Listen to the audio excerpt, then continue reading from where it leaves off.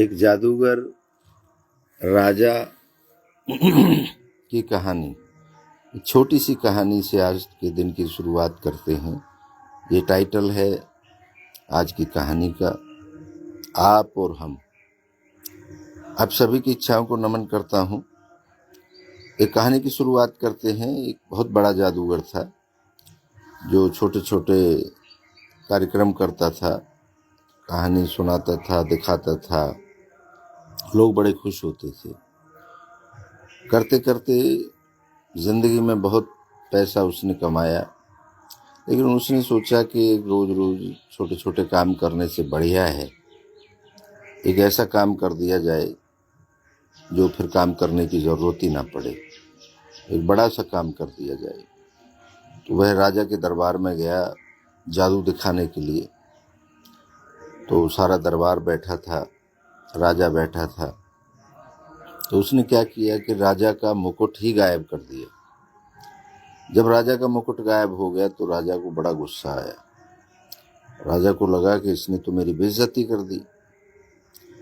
अब राजा की बेइज्जती हो गई तो राजा को जब गुस्सा आया तो राजा ने वजीर को आदेश दिया कि इसे 7 दिन के लिए काल कोठरी में डाल दिया जाए और 7वें दिन इसको फांसी की सजा होगी। जादूगर अब भी मुस्कुरा रहा था। लोग घबरा गए कि तो जादूगर पागल हो गया है, मौत की सजा सुन के ये पागल हो गया है कि राजा के सामने अभी भी मुस्कुरा रहा है। मुस्कुरा रहा था जादूगर को, कोई फर्क नहीं पड़ा। काल कोठरी में डाल दिया गया। अब काल कोठरी में जब डाल दिया गया तो राजा जादूगर की घरवाली उससे मिलने के लिए आई। बोली, आप रोने लगी कि आप तो मर जाओगे 7 दिन बाद। तो जादूगर वहां भी मुस्कुरा रहा था। बोला, अभी तो 7 दिन बाकी है, देखिए कुछ न कुछ अच्छा होगा।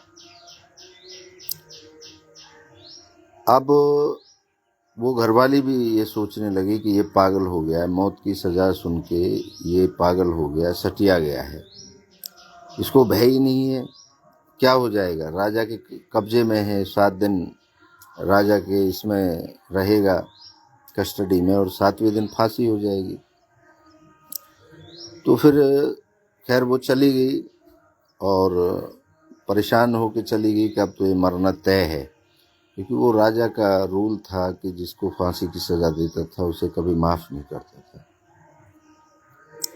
अब 7वें दिन राजा ने सोचा कि चलो जादूगर से मिलके आता हूँ और देखता हूँ उसकी क्या पोजीशन है, क्या अभी भी मुस्कुरा रहा है या परेशान है। तो पहुंचा राजा घोड़े पर सवार होके। देखा तो जादूगर ने देखा कि राजा घोड़े पर सवार होके आ रहा है। तो जादूगर रोने लग गया। तो राजा ने कहा, भाई देखा, मौत को देख के तो अच्छे अच्छे रोने लग जाते हैं। तो उसने कहा, नहीं राजा, मैं अपनी मौत को देख के नहीं रो रहा हूँ। मरना तो सबको है, आपको भी मरना है, मुझे भी मरना है, सारी दुनिया को मरना है। मैं रो इसलिए रहा हूँ कि मैं एक घोड़ा ट्रेंड कर रहा था और अब वो घोड़ा ट्रेंड नहीं होगा और मैं जल्दी मर जाऊंगा। आज मर जाऊंगा। कह रहा, क्या कर रहा था घोड़े के साथ? उसने कहा, एक उड़ने वाला घोड़ा बना रहा था और उसमें 1 साल में वो जो मेरा घोड़ा है वो इतना ट्रेंड हो गया है कि 1 साल बाद वो उड़ने लग जाएगा। राजा के दिमाग ठनका। उसने कहा कि अगर ये उड़ने वाला घोड़ा मेरे लिए बना देगा, मैं ले लूंगा इससे, तो फिर मैं किसी भी युद्ध को जीत जाऊंगा, फिर तो मैं हार ही नहीं सकता, क्योंकि जमीन पे घोड़े चल करके जो युद्ध किया जाता है उसमें तो हार भी जाते हैं, लेकिन अगर मेरे पास उड़ने वाला घोड़ा होगा तो फिर तो कोई दिक्कत ही नहीं है। खैर उसने कहा कि भाई मैं तेरे को 1 साल के लिए मोहलत देता हूँ और तू वो घोड़ा उड़ने वाला मुझे दे दे। उसने कहा, आपके लिए तो तैयार कर रहा था, मैं क्या करूँगा उड़ने वाले घोड़े का। बोला, ठीक है, छोड़ दो भाई इसको। अब वो जादूगर अपने घर चला गया। घर जाके देखा तो सारे रिश्तेदार बैठे थे, उनकी घरवाली रो रही थी और सब रिश्तेदार परेशान थे कि आज मर जाएगा। जादूगर को देख के एकदम सब सकते में आ गए। तो उन्होंने कहा कि अरे भैया ये कैसे छोड़ दिया राजा ने, कि राजा का तो आज तक रूल था कि वो किसी को छोड़ता ही नहीं है, इसे कैसे छोड़ दिया। तो उसने कहा कोई बात नहीं, अब राजा हमारा कुछ नहीं कर सकता, आप मस्त रहो, खुश रहो। वो सब लोग अपने अपने घर चले गए, रिश्तेदार वगैरह, यार दोस्त जो आए हुए थे। अब उसकी घरवाली बोली कि ऐसा क्या कर दिया आपने, क्या कह दिया राजा को कि जो राजा ने आपको छोड़ दिया। उसने मुझे छोड़ा नहीं है, 1 साल का पीरियड लिया है मैंने और एक उड़ने वाला घोड़ा राजा को देना है। उसने कहा उड़ने वाला घोड़ा कहाँ से लाओगे? उसने कहा कहीं से नहीं लाना, और ना कोई उड़ने वाला घोड़ा होता, और मैंने राजा को सेट कर दिया है, ठीक कर दिया है। बोले अच्छा, वो कैसे पॉसिबल है? तो उसने बोला कि अरे अभी तो 1 साल है, 1 साल में पता नहीं क्या से क्या हो जाएगा, तुम घबराओ मत, 1 साल का पीरियड है, खुश रहो, आनंद में रहो, कोई दिक्कत नहीं है, और राजा ही हमें सामान भी देगा, पैसा भी देगा। तो उसने राजा को अगले दिन वो फिर दरबार में पहुंच गया। राजा से बोला कि राजा साहब, उस घोड़े के लिए कुछ खाना पीना और उसकी ट्रेनिंग के लिए कुछ इक्विपमेंट्स की ज़रूरत है। राजा ने बोला बोलो क्या चाहिए? उसने कहा जी 1000 अशरफियाँ चाहिए। तो राजा ने वजीर को बोला कि 1000 अशरफी दे दो इनको। वो 1000 अशरफी लेके गया और अपना खूब खा पी मौज करते रहे। 1 हफ्ते बाद फिर पहुंचा कि राजा साहब उसको कुछ स्पेशल खाना मंगवाना है मुझे बाहर से, देवताओं के यहाँ से आता है वो, क्योंकि देवताओं के पास ही होते हैं उड़ने वाले घोड़े। बोला क्या चाहिए? उसने कहा 10,000 अशरफी चाहिए। ऐसे करके वो हर हफ्ते जाता और हजारों लाखों अशरफियाँ राजा से लेके आ जाता।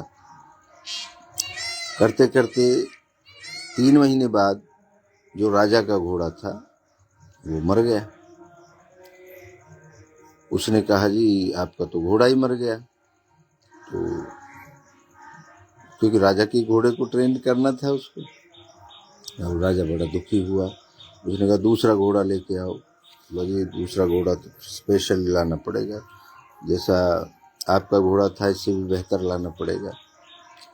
तो फिर दूसरा घोड़ा लेके आए तो अब 6 महीने बाद राजा ही मर गया और वो जादूगर बच गया। हमें कभी कभी ज़िंदगी में ऐसे लगता है कि हमारा बुरा समय आ गया है, बुरा टाइम आ गया है, और सब समझने लग जाते हैं कि अब के तो ये फंस गया, अब के तो इसका बुरा वक्त पूरी तरह आ गया, अब इसे कोई नहीं बचा सकता। लेकिन समय एक एक सेकंड आपके पास होता है, आप उन सेकंडों में अपने आप को बचा सकते हैं अगर आपके पास बुद्धि है तो। उस जादूगर के पास बुद्धि थी और उस बुद्धि से जादूगर ने अपने आप को बचा लिया। वैसे ही हमारी ज़िंदगी में होता है, जब आपको ऐसे लगने लगे कि अब सब कुछ ख़त्म हो गया है, तो फिर एक चिंगारी आपके जीवन में आएगी और वो आपको निकाल करके ले जा सकती है। लेकिन आपको इसके लिए सबसे बड़ी बात यह है, मुस्कुराना है, धैर्य में रहना है, क्योंकि जब वो वक्त नहीं रहा तो ये वक्त भी नहीं रहेगा। डटे रहिए अपनी ज़िंदगी में, अपने हर मुकाम आपके सामने फीका पड़ जाएगा, आपके सामने आ जाएगा। जो आप चाहते हैं, जो आपकी इच्छा है वो पूरी हो जाएगी। लेकिन आपको उसके लिए अपने बुद्धि का, अपने धैर्य का, अपने विवेक का इस्तेमाल करना है। तो कल हमारे पास कई जगह से फ़ोन आए थे। इस बार फ़ोन दूसरे तरीके के आए। एक फ़ोन हमें बम्बई से आया था और जो हमारे जीवन के ऊपर, उन्होंने हमारे वीडियोस देखे होंगे जो हमने बातें कही अपने जीवन के बारे में, तो किसी डायरेक्टर की नज़र उस पर पड़ी और उसका फ़ोन आया था, जिन्होंने कई मूवी बनाई हैं, एक हॉलीवुड मूवी भी बनाई है, बॉलीवुड भी बनाई है, नाम अभी नहीं बताऊंगा आपको। तो उनका फ़ोन आया था और उन्होंने मेरे से बातचीत करी और उन्होंने मेरे से पेशकश की कि आपके जीवन पर हम एक मूवी बना सकते हैं अगर आप इजाज़त देंगे तो मैंने कहा मुझे क्या दिक्कत है, मेरे जीवन से अगर लोगों को इंस्पायरेशन मिलती है और श्योर मिलेगी, क्योंकि मेरी ज़िंदगी में बहुत ज़्यादा संघर्ष रहा। वैसे तो आप सबकी जीवन में एक संघर्ष है, रोज़ आप संघर्ष करते हैं, लेकिन मेरा जो संघर्ष रहा वो बिल्कुल अजीब तरीके का रहा। तो उन सब को कनेक्ट करके उस डायरेक्टर से मेरी 1 घंटे बात हुई फ़ोन पर ही। तो डायरेक्टर साहब ने कहा कि जी मैं दिल्ली आना चाहता हूँ, आपसे मिलना चाहता हूँ, अपने डेलीगेशन के साथ, अपने स्क्रिप्ट राइटर के साथ, और पूरी मूवी का हम एक खाका तैयार कर लेते हैं, या आप बॉम्बे आ जाओ। अब हम विचार कर रहे हैं कि हम बम्बई जाएं या उनको यहाँ बुलाएं।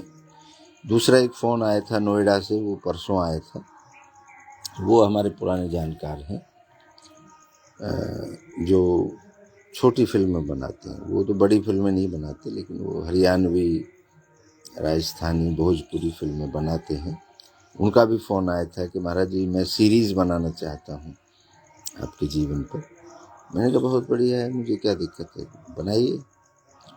तो एक और फ़ोन हमारे चंडीगढ़ में रहते हैं, हमारे एक मित्र हैं, उनका न्यूज़ चैनल है, उनका भी फ़ोन आया और उन्होंने भी ये पेशकश की कि हम आप कहें तो एक मूवी बना सकते हैं।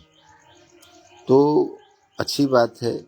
और ये जो हमारी बदनामी हुई, इससे अगर हम घबरा जाते, परेशान हो जाते, दुखी हो जाते, तो शायद यहाँ तक हमारा ये बातें नहीं पहुँचती। क्योंकि ये जो हमारी बातें हैं, हमारा जो तरीका था, इसको पूरे देश के अंदर देखा गया है, इसके कोने कोने तक पहुँचा है और देश के कोने कोने में लोगों को हमारे बारे में जानकारी मिली है। तो ऐसा होता है कि कोई बुराई, अगर कुछ लोग आपकी बुराई करते हैं तो वो बुराई भी आपके लिए अच्छाई बन जाती है। हो सकता है जीवन का यहाँ से कोई और टर्निंग पॉइंट आए, हो सकता है कि जो हमारा प्रोजेक्ट आने वाला है, जो हमारा दर्शन हमने लिखा है, उनके लिए यहाँ से कोई हमें बेनिफिट मिले। हो सकता है कि उस दर्शन के लिए भी हम एक सीरीज़ तैयार कराएं, क्योंकि आजकल पढ़ना लोग कम चाहते हैं।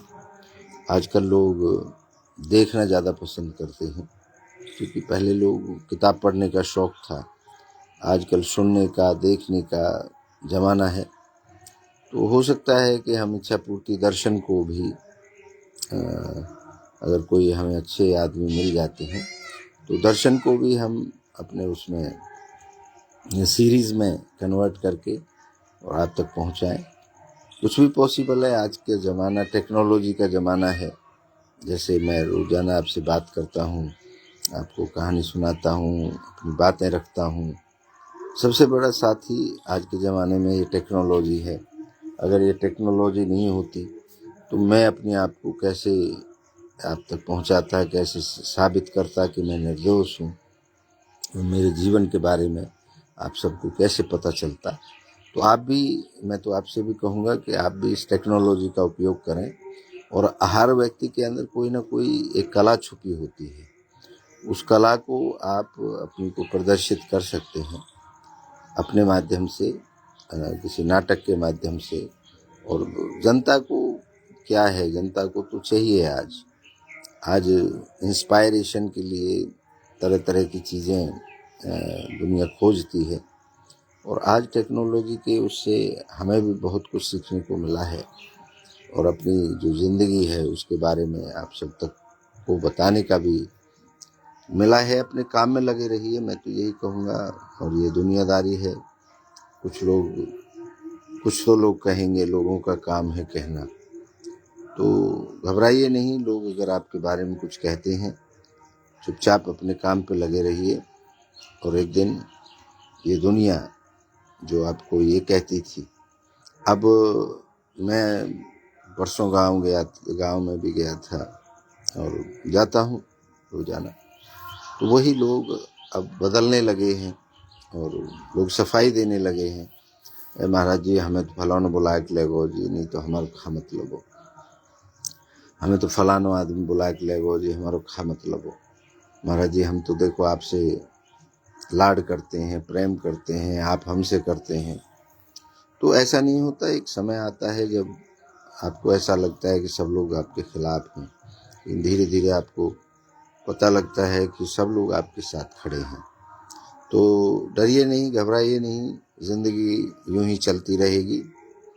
लोगों के विचार बदलते रहेंगे, लोगों का समय बदलता रहेगा, लोगों के सोचने का तरीका बदलता रहेगा। तो आज के दिन की शुरुआत हमने एक कहानी से करी है। आई होप कि आपको ये कहानी पसंद आएगी और आपके जीवन में कुछ नया करेगी।